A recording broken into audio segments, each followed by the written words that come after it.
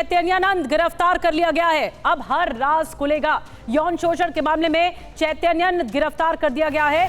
Delhi police ने आगरा से गिरफ्तारी की है। आगरा के होटल से चैतन्यानंद की गिरफ्तारी हुई है।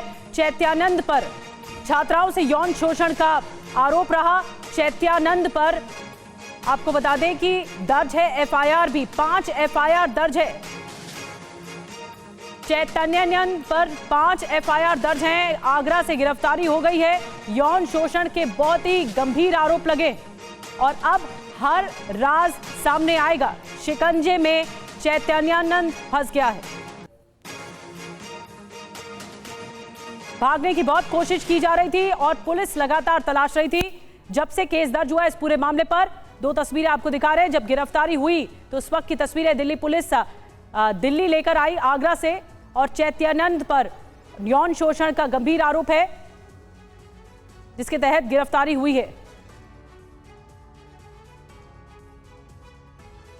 तो कई आरोप छात्रों की तरफ से भी लगाए गए थे। बड़ी सफलता पुलिस टीम के हाथ चैतन्यानंद की गिरफ्तारी का वीडियो भी सामने आया है। आगरा में सुबह 3:41 पर गिरफ्तारी हुई है। कल शाम 4 बजे होटल में एंट्री की थी। होटल के रजिस्टर में स्वामी पार्थ सारथी के नाम से एंट्री। दिल्ली पुलिस ने आगरा से गिरफ्तारी की है।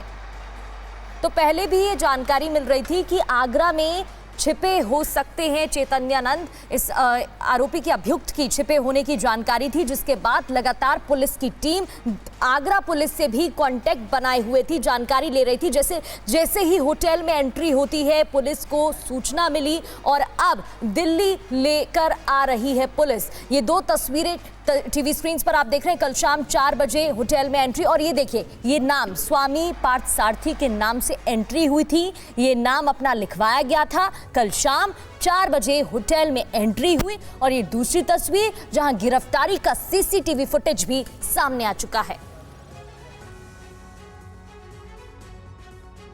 तो पुलिस को बड़ी कामयाबी मिली है। चैतन्यानंद गिरफ्तार कर लिया गया है। चैतन्यानंद सरस्वती गिरफ्तार। यौन शोषण मामले में चैतन्यानंद सरस्वती को गिरफ्तार किया है। दिल्ली पुलिस ने चैतन्यानंद को आगरा से गिरफ्तार किया और दिल्ली पुलिस ने आगरा में एक होटल से गिरफ्तार किया है। चैतन्यानंद पर 17 लड़कियों से लगाया है, 17 लड़कियों ने छेड़छाड़ का आरोप लगाया है। इस पर 32 छात्राओं ने चैतन्यानंद सरस्वती के खिलाफ शिकायत भी दर्ज की है। काफी दिनों से फरार चल रहा था, पुलिस तलाश कर रही थी। चैतन्यानंद सरस्वती को पटियाला हाउस कोर्ट ने शुक्रवार को चैतन्यानंद की अग्रिम जमानत याचिका भी खारिज कर दी थी और अब गिरफ्तारी बहुत अहम है। और जिस होटल में चैतन्यानंद ठहरा था उस होटल के स्टाफ ने क्या कुछ जानकारी दी है वो भी आपको सबसे पहले सुनवाते हैं। बाबा हमारे किसी के थ्रू आए थे, हमारे मिलने वाले बगल में, उनके थ्रू आए थे समथिंग शाम को 4 बजे के टाइम पे। तो उन्होंने एंट्री किया, प्रॉपर आईडी वगैरह सबमिट करी अपनी। उसके बाद उन्होंने हमसे रूम लिया। रात को समथिंग 3 बजे के टाइम पे पुलिस आई थी। उन्होंने हमसे रूम नंबर के बारे में पूछा, एंट्री रजिस्टर चेक किया। उसके बाद उन्होंने रूम में गए, हमारे साथ में स्टाफ लिखा था हमारा, एक लड़का ऊपर रूम में गया, उन्होंने कुछ बातचीत करी। उसके बाद बाबा को वो लगे ही लेके नीचे गाड़ी में बैठा के ले गए। और हमारे साथ जितेंद्र जुड़ गए और ज्यादा जानकारी के लिए। जितेंद्र, एक बड़ी कामयाबी है पुलिस के लिए क्योंकि इस पूरे मामले पे जो अग्रिम जमानत की याचिका थी उसे खारिज कर दिया गया। चैतन्यानंद सरस्वती की गिरफ्तारी अहम है, लेकिन इस पूरे मामले पर पुलिस की इन्वेस्टिगेशन कहां तक पहुंची, किन किन लोगों से पूछताछ हुई अब तक? जी बिल्कुल, देखिए पिछले 1 हफ्ते से लगातार दिल्ली पुलिस चैतन्यानंद को तलाश कर रही थी, लगातार उसको ट्रैक किया जा रहा था। उसकी जो लास्ट लोकेशन थी वो भी आगरा में निकली। बावजूद इसके दिल्ली पुलिस के जितने भी 5 शहरों के अंदर तमाम ठिकाने थे, चाहे उत्तराखंड के अंदर हो, सोनीपत के अंदर हो, दिल्ली के अंदर हो, इसके अलावा चाहे राजस्थान के अंदर हो, तमाम लोकेशंस पर तकरीबन 300 से ज़्यादा पुलिसकर्मी लगातार रेड्स कर रहे थे। लेकिन चैतन्यानंद बेहद शातिराना तरीके से लगातार जो भी आगरा के अलग अलग होटल्स हैं वहाँ पर ठहर रहा था। और ख़ास बात यह कि इसने अपना नाम बदल लिया था। जो पार्थार्शी इसका नाम है, जिससे इसने वहाँ पर बाकायदा रूम अपना लिया था होटल फर्स्ट के अंदर। वहाँ पर भी इसने अपना पुराना आईडी दिया और पुराना आईडी देकर ही इसने रूम बुक किया और उस रूम में वहाँ पर आराम से रह रहा था। लेकिन पुलिस जिस तरीके से इसको ट्रैक कर रही थी, उसके बाद पुलिस वहाँ पहुँची और इसकी गिरफ्तारी की गई है। हालांकि इस पूरे मामले में अब तक तकरीबन आधा दर्जन से ज़्यादा जो लड़कियां हैं, जो छात्राएं हैं, उनके 164 के बयान अदालत के सामने हो चुके हैं, जिसके बाद बाकायदा शारीरिक शोषण का मुकदमा इसके खिलाफ दर्ज किया गया। इसके अलावा इसके ऊपर 4 अन्य और मुकदमे पहले से हैं, जिनमें छेड़छाड़ है, फॉर्जरी है। तो उसमें भी अब दिल्ली पुलिस जल्द इसके खिलाफ कार्रवाई करेगी, इसकी दोबारा से गिरफ्तारी करेगी। लेकिन अब फिलहाल इसको आगरा से दिल्ली लाया गया है। दिल्ली लाने के बाद इसे आज पटियाला हाउस कोर्ट में दोपहर के बाद पेश किया जाएगा, जहाँ से पुलिस की कोशिश होगी कि इसकी ज़्यादा से ज़्यादा दिन की रिमांड ली जा सके। जी शुक्रिया आपका जितेंद्र, नजर बना के रखिए। बड़ी जानकारी जितेंद्र दे रहे हैं कि अब इस पूरे मामले पर पुलिस की कोशिश होगी कि ज्यादा दिन की रिमांड मिल सके। तो तमिल एक्टर विजय की रैली में भगदड़ होती है और तमिलनाडु के करूर में स्टैम्पीड में 39 लोगों की मौत हो गई। मरने वालों में 8 बच्चे, 16 महिलाएं शामिल हैं। 58 से ज्यादा लोग घायल बताए जा रहे हैं। कई घायलों का अस्पताल में इलाज जारी है। ये तस्वीरें आप देख रहे हैं, पैर रखने की तक जगह नहीं थी और कई वीडियो सामने आए हैं जिसमें दिख रहा है कि लोग खुद को बचाने की कोशिश कर रहे थे। कुछ लोग पास में बनी झोपड़ी में चले जाते हैं, लेकिन वहां पर भी जगह नहीं बचती है क्योंकि बड़ी संख्या में लोग यहां पर पहुंचे थे और फिर मचती है भगदड़, जिसमें कई लोगों की जान चली गई। 58 से ज्यादा लोग घायल, मरने वालों में 8 बच्चे, 16 महिलाएं भी शामिल हैं।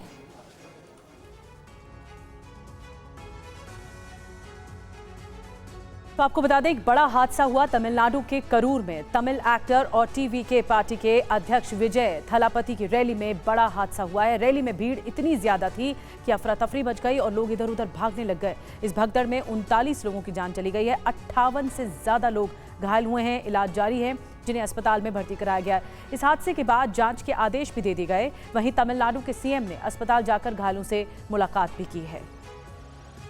तो सीएम एम के स्टालिन ने हादसे की जांच के आदेश दे दिए हैं।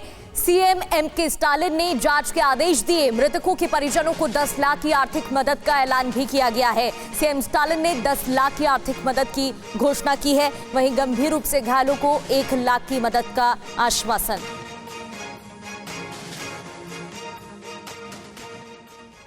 और इस बीच आपको बता दें कि गृह मंत्रालय ने राज्य सरकार से हादसे पर रिपोर्ट भी मांगी है कि जल्द से जल्द रिपोर्ट सौंपी जाए। अमित शाह ने तमिलनाडु के राज्यपाल और सीएम से बातचीत की है। अमित शाह ने तमिलनाडु सीएम को मदद का आश्वासन दिया है। अमित शाह ने राज्यपाल और सीएम से हालात की जानकारी ली है।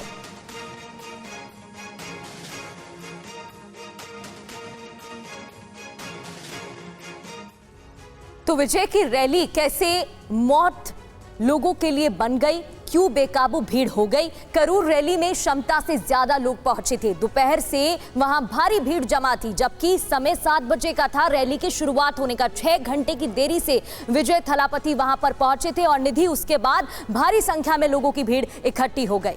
यहाँ लोग इंतजार कर रहे थे और भाषण के दौरान जब पानी बटने लगा अचानक से, उसके बाद कहा जा रहा है कि पानी बटने की वजह से ही हालात अचानक से खराब हुए। लोगों के बीच में भगदड़ मच गई। भीड़ के कारण सांस लेने में बहुत ज़्यादा तकलीफ हुई। अचानक बेहोश होने लगे लोग, गिरने लगे। लोगों के बेहोश होने के बाद ये अफरा तफरी का आलम रहा। तो कुछ इसी तरह से स्टैम्पीड हुई है कि बड़ी संख्या में लोग वहाँ पर मौजूद थे और फिर ये भीड़ बेकाबू हो गई। और इस पूरे मामले में प्रधानमंत्री नरेंद्र मोदी ने दुख व्यक्त किया है। पीएम मोदी ने करूर भगदड़ पर दुख जताया है। घटना बेहद ही दुर्भाग्यपूर्ण है। प्रधानमंत्री नरेंद्र मोदी ने ट्वीट किया, मेरी संवेदनाएं पीड़ितों के साथ हैं, सभी घायलों के जल्द ठीक होने की कामना। लेकिन इस भगदड़ पर बहुत संगीन सवाल खड़े हो रहे हैं। पहला ये कि करूर में रैली के दौरान भगदड़ जैसे हालात आखिर बने क्यों, इंतजाम क्यों नहीं थे? दूसरी बड़ी बात, भीड़ को वक्त रहते कंट्रोल क्यों नहीं किया जा सका कि जब ये अंदाजा था कि कितने लोग वहां पर आ सकते हैं? क्षमता से ज्यादा लोग रैली में कैसे पहुंच गए, ये भी बड़ा सवाल है। रैली के दौरान सुरक्षा के पुख्ता इंतजाम क्यों नहीं थे? क्या विजय और पुलिस को भीड़ का अंदाजा नहीं था कि इतने ज्यादा लोग आ जाएंगे और उसके बाद हालात काबू से बाहर हो जाएंगे?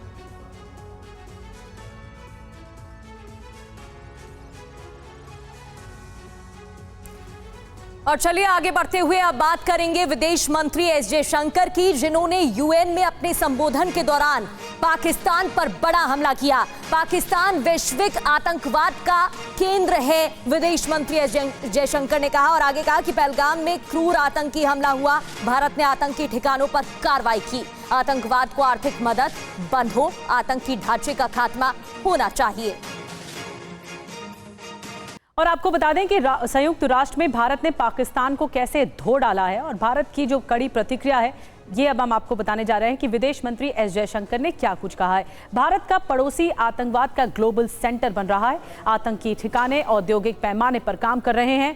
पाकिस्तान में आतंकियों की सार्वजनिक तारीफ की जाती है। कई बड़े आतंकी हमलों की जड़ें पाकिस्तान से ही जुड़ी हैं। यूएन आतंकवादियों की सूची में कई पाकिस्तानी हैं। भारत दशकों से आतंकवाद का शिकार रहा है। पहलगाम में क्रूर आतंकी हमला हुआ, भारत ने पहलगाम के गुनहगारों को सजा दी। आतंकी ढांचों का खत्म होना बहुत जरूरी है। आतंकवाद को रोकना वैश्विक प्राथमिकता बननी चाहिए।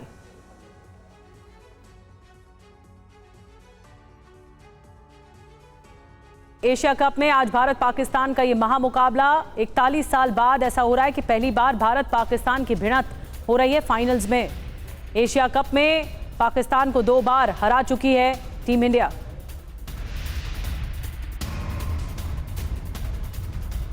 तो पाकिस्तान की हैट्रिक हार तय बताई जा रही है, तय मानी भी जा रही है, और परफॉर्मेंस भी कुछ ऐसा रहा है टीम इंडिया का। आपको बता दें 14 सितंबर लीग मैच से जो शुरुआत हुई, भारत 7 विकेट से जीता।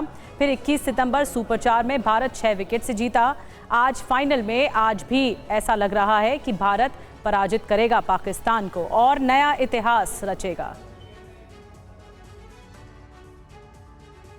क्योंकि अब तक एक तरफा अंदाज में भारत खेलता हुआ नजर आ रहा है, तो फैंस को उम्मीद है आज भी ऐसा ही होगा। भारत की जीत के 10 फैक्टर्स क्या हैं वो भी आपको बता देते हैं। सबसे पहले बात करते हैं मजबूत ओपनिंग जोड़ी की, गिल और शर्मा की।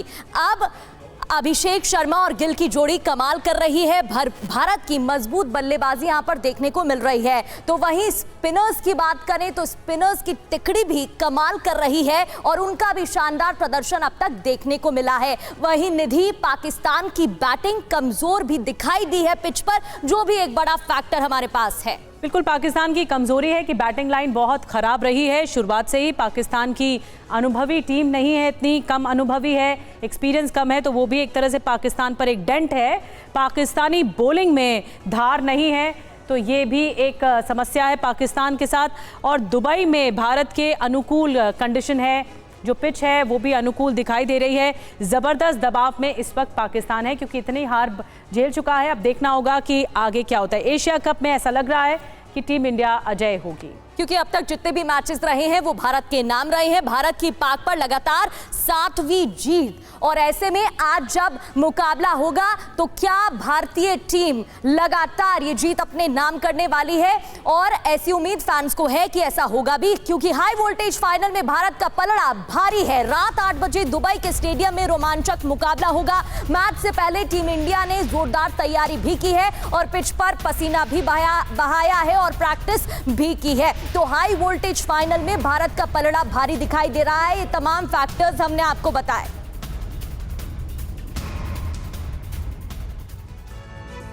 और आइए अब आपको बताते हैं भारत वर्सेस पाकिस्तान। आज रात हाई वोल्टेज जो मैच है वो होने वाला है 8 बजे।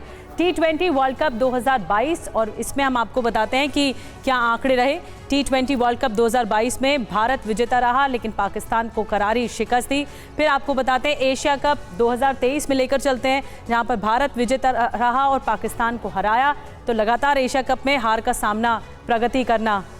और वनडे वर्ल्ड कप 2023 की बात करें निधि, तो यहां पर भी भारत का पलड़ा भारी रहा, यहां पर भी भारत विजेता रहा और पाकिस्तान को मात दी थी। T20 वर्ल्ड कप 2024 की बात करें तो यहां पर भी फैक्ट्स यही कि विजेता भारत और पाकिस्तान ढेर हो गई थी। चैंपियंस ट्रॉफी 2025 में भी वही रिजल्ट, विजेता भारत और पाकिस्तान को हार का सामना करना पड़ा। इसलिए हम कह रहे हैं कि क्या आज होगा 8-0 क्या आज होगा? उम्मीदें तो यही हैं। एशिया कप 2025 अब भारत विजेता रहा है और पाकिस्तान नहीं, तो ये एक तरह से अनुमान है कि आज भी टीम इंडिया की तरफ से बेहतरीन प्रदर्शन देखने को मिलेगा और फाइनल से पहले टूटी 41 साल पुरानी परंपरा भी। कैसे? क्योंकि टीम इंडिया ने फोटोशूट से इनकार कर दिया। सूर्य कुमार यादव ने पाकिस्तान के साथ नहीं कराया ट्रॉफी फोटोशूट, जो कि एक परंपरा रही है, लेकिन ये नहीं कराया गया है। भारत ने स्टैंड लिया है कि पाकिस्तान के साथ फोटोशूट नहीं कराएंगे।